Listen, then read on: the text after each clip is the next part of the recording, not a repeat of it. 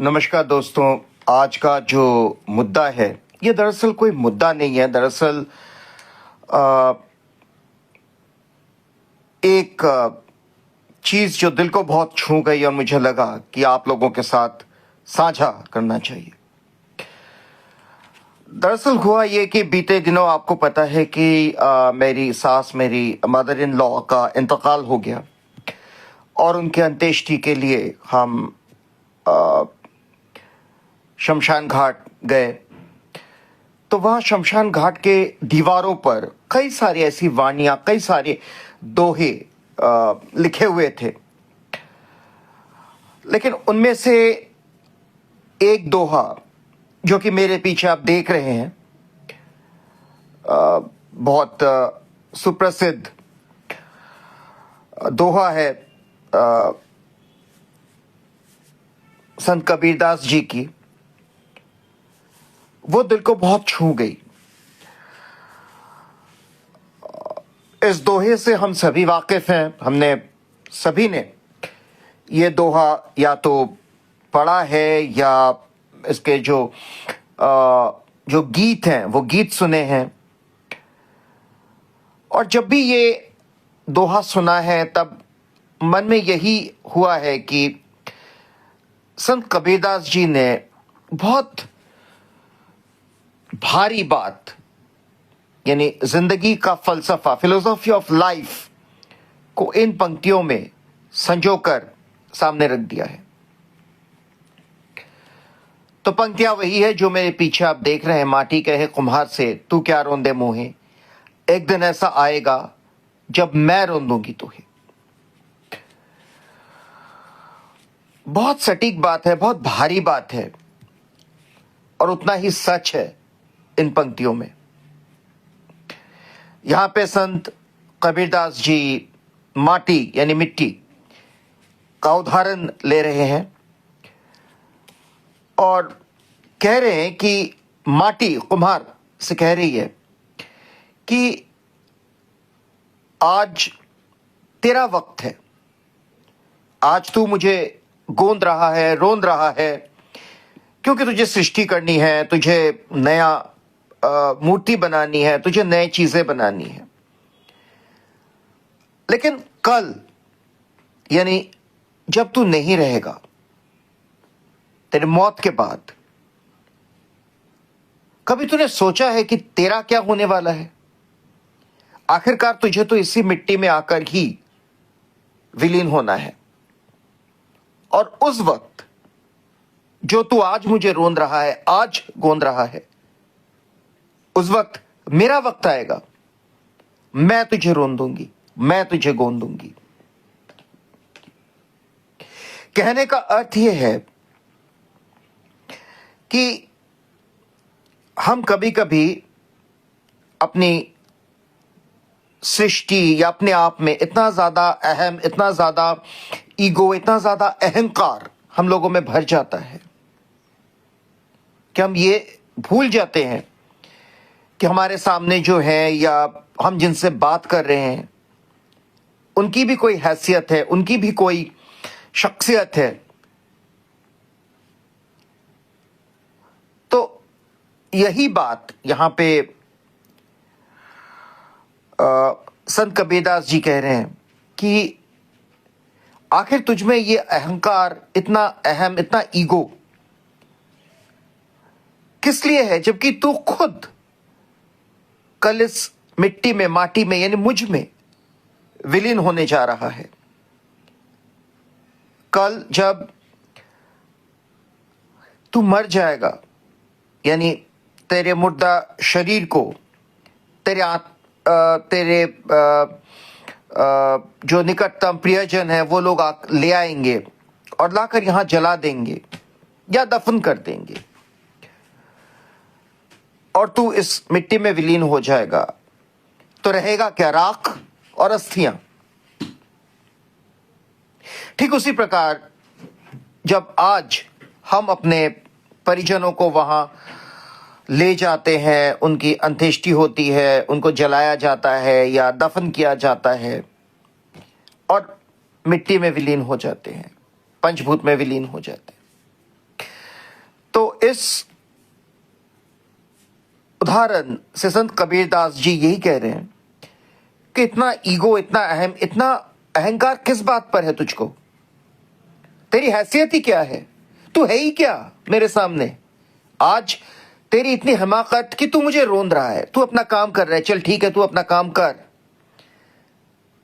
लेकिन अपने आप को इतना भी बड़ा मत समझ, इतना भी अपना जो कद है, वो इतना भी कद को मत समझ कि तू इतना बड़ा हो गया है कि तू सृष्टिकर्ता यानी भगवान से भी बड़ा हो गया है। आखिरकार तुझे राख ही बनना है। आखिरकार तेरी अस्थियों को तेरे प्रियजन, तेरे रिश्तेदार ले जाकर पानी में बहाएंगे और तेरा जो नाम है बस वही नाम भर रह जाएगा। अगर तूने अच्छे काम किए हैं, नेकी किया है, तो तेरा नाम रह जाएगा, वरना वो भी नहीं रहेगा। तो बार बार यही कहा जा रहा है कि नेकी कर दरिया में डाल, यानी अच्छे काम करो, अपने जो पाप है, अपना जो कर्म है उसको सुधारो, लेकिन अहंकार को त्यागो, अहम को त्यागो। लेकिन मजेदार बात यह है कि इन बातों को हम जानते जरूर हैं, पढ़ते जरूर हैं, और जब हम वहां रहते हैं, खासकर उस जगह पर, तब हम सब यही सोचते हैं कि ये जो सामने मुर्दा जल रहा है या दफन हो रहा है, आखिर यही हश्र तो हमारा भी होने वाला है। सच, एक दिन तो इसी तरह से हम यहां आएंगे, कांधे पर या जैसे भी हो, और उस दिन मैं नहीं रहूंगा। ठीक जैसे आज मैं यहां खड़ा ये बातें सोच रहा हूं, रो रहा हूं, आंसू बहा रहा हूं, मेरे लिए भी कोई आंसू बहाएगा, मेरे लिए भी कोई यही बातें करेगा। तो इन चीजों को हम भूल जाते हैं। चलिए साहब, इसी बात पे एक एग्जाम्पल, एक बहुत हकीकत शेयर करते हैं। आपके साथ भी होता होगा, लेकिन मेरा मन किया कि आपसे साझा करूं। आज ही की बात है, हम डेथ सर्टिफिकेट लेने गए थे, मैं और मेरी पत्नी। तो शमशान में तो यही सारी वानियां, यही सारी दोहे पढ़ रहा था और मन में वही हो रहा था, और सामने मुर्दा जल रहा था, तो यही सारी बातें हो रही थी मन में। कश्मकश चल रहा था कि एक दिन यहीं आना है, उस दिन चल के नहीं आऊंगा, उस दिन इसी तरह से कोई मुझे लेकर आएगा। तो यही सारे कश्मकश, यही सारे जद्दोजहद मन में चल रहा था। लेकिन जैसे ही शमशान घाट के बाहर आया, और जैसे कि दिल्ली वालों की और दिल्ली में ऑटो वालों की फितरत आपको पता है कि हर बात पे ना, हर बात पे या तो पैसे ज्यादा मांगना, तो वही तू मैं हो गई। और मैंने उससे यही कहा कि देखो, ये एक ऐसा जगह है जहां खड़े होकर हम बात कर रहे हैं। इस जगह पर तुम्हें भी आना है, मुझे भी आना है। इस जगह से कोई बच नहीं सकता। और उसने इस बात को मानी भी, जाहिर सी बात, उसने कहा सही कहा। लेकिन गुस्से में मेरे मुंह से कुछ अनाप शनाप अल्फाज निकल गए, जो कि बहुत आम है। मैं ये नहीं कहता हूं कि ये गलत है, क्योंकि गुस्से में ये बातें होती है हमसे।